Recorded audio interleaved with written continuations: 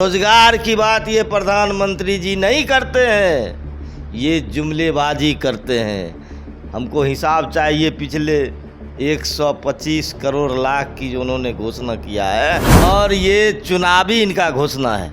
ये जुमलेबाज हैं। बेगूसराय में आए थे तो कहे थे फिल्मी स्टाइल में कितना दे दूं। पटना के पारस हॉस्पिटल में जिस तरह अपराधियों ने घुस करके एक अपराधी की हत्या की, कानून हाथ में लिया, अगर वो अपराधी था तो कानून के तहत उसको कार्रवाई होनी चाहिए था।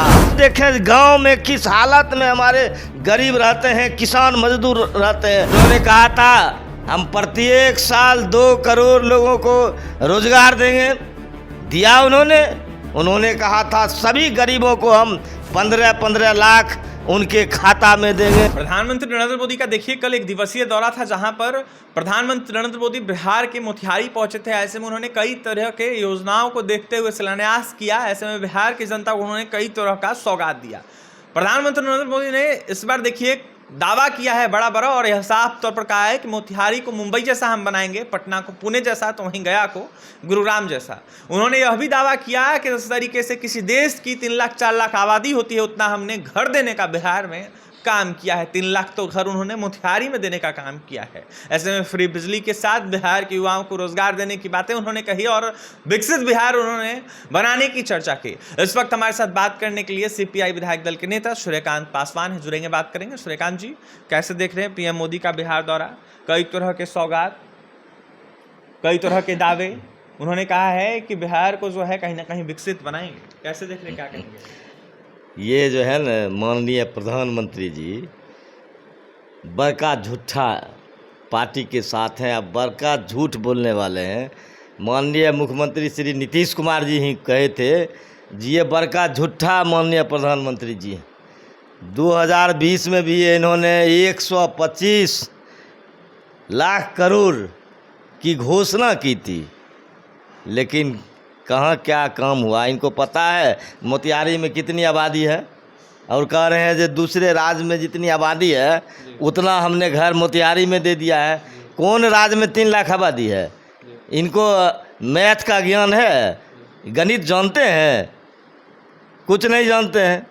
और ये चुनावी इनका घोषणा है। ये जुमलेबाज हैं। बेगूसराय में आए थे तो कहे थे फिल्मी स्टाइल में कितना दे दूं, क्या दे दूं। बेगूसराय हिंदुस्तान का सबसे प्रदूषित शहर है, 8वां स्थान है, लेकिन बेगूसराय के लोग काफ़ी विकास से कोसों दूर हैं। बिहार का एकलौता जिला बेगूसराय है जो औद्योगिक नगरी है। वहाँ के नौजवानों को रोज़गार नहीं मिलता है। रोज़गार की बात ये प्रधानमंत्री जी नहीं करते हैं, ये जुमलेबाजी करते हैं। हमको हिसाब चाहिए पिछले 125 करोड़ लाख की जो उन्होंने घोषणा किया है, वो कहाँ खर्च हुआ, किस किस जगह में खर्च हुआ, हमको हिसाब चाहिए।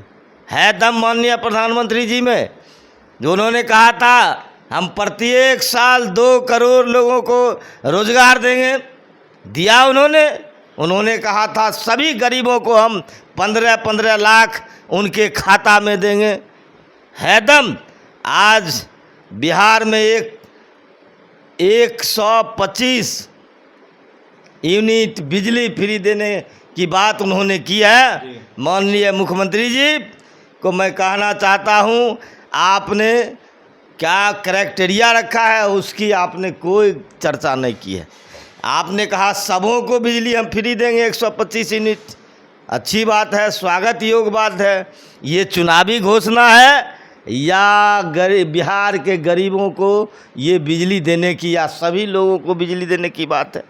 सबों का मतलब होता है जो नौकरी में है, जो बड़े बड़े व्यवसायी हैं, जिनके पास फैक्ट्रियां हैं, ठेकेदार हैं, सुखी संपन्न लोग हैं, ये सारे लोगों को आप बिजली 125 यूनिट फ्री में दे रहे हैं। ये तो आपको क्लियर करना चाहिए। बिहार में चुनावी वर्ष है, इसलिए माननीय प्रधानमंत्री जी और माननीय मुख्यमंत्री जी का ये जुमलेबाजी घोषणा है। कहीं कुछ नज़र नहीं आ रहा है। हम गए थे मोतिहारी के अंदर, हम कई ब्लॉक में भ्रमण किए, कमेटी लेकर के गए थे कृषि उद्योग विकास समिति। कितना गरीबी है। वो मोतिहारी शहर में आए माननीय प्रधानमंत्री जी, वो चकाचौंध उनको लग रहा था। देखें गांव में किस हालत में हमारे गरीब रहते हैं, किसान मजदूर रहते हैं, तब अगर वो बोलेंगे तो वो मान्य होगा। लेकिन वो उस तरह का मोतिहारी को देख करके बिहार के पटना को कह रहे हैं, मोतिहारी को कह रहे हैं, हम गया को कह रहे हैं, गया को कह रहे हैं हम स्मार्ट सिटी बनाएंगे, पुणे के तरह बनाएंगे। इनका ये चुनावी घोषणा है, ये जुमलेबाज हैं। आज तक ये तमाम गरीबों को गैस कनेक्शन पहुंचाए। 2014 में इन्होंने कहा था हम सभी शहर को स्मार्ट सिटी बनाएंगे। हुआ आज तक? एक भी शहर का नाम बता दीजिए स्मार्ट सिटी। घोषणा ये जुमलेबाज प्रधानमंत्री जी हैं। हम इनके ऊपर, इनकी घोषणा के ऊपर कतई भरोसा नहीं करते हैं। कहते हैं जंगल राज था पहले, लालू प्रसाद यादव के राज को, साथ ही कांग्रेस की राज को उन्होंने याद दिलाया। उन्होंने दावा किया कि पहले का राज अभी का राज काफ़ी अंतर है। कैसे देखते हैं इसको? आप मीडिया के लोग हैं, आप देख रहे हैं पटना असुरक्षित है। पटना के पारस हॉस्पिटल में जिस तरह अपराधियों ने घुस करके एक अपराधी की हत्या की, कानून हाथ में लिया, अगर वो अपराधी था तो कानून के तहत उसको कार्रवाई होनी चाहिए था। उस हॉस्पिटल में बगैर जांच पड़ताल किए हुए एक भी मरीज के परिजन मिलने नहीं जाते हैं। पटना के अंदर बड़े बड़े व्यवसायी, स्वर्ण व्यवसायी की हत्या हो रही है दिन दहाड़े। उनके व्यवसाय में घुस करके, उनके दुकान में घुस करके, चाहे वो स्वर्ण व्यवसायी हो, चाहे वो खाद व्यवसायी हो, चाहे वो कपड़ा व्यवसायी हो, इस तरह की हत्याएं, चाहे वो बेगूसराय के स्वर्ण व्यवसायी की हत्या हो, कपड़ा व्यवसायी की हत्या हो, पटना में तो दिन दहाड़े हत्याएं हो रही है, बलात्कार हो रहा है, राजधानी हो रहा है। बिहार के अंदर लॉ एंड ऑर्डर नाम का कोई चीज नहीं है। बखरी अनुमंडल पुलिस पदाधिकारी के विरोध में वहां की जनता ने आंदोलन किया।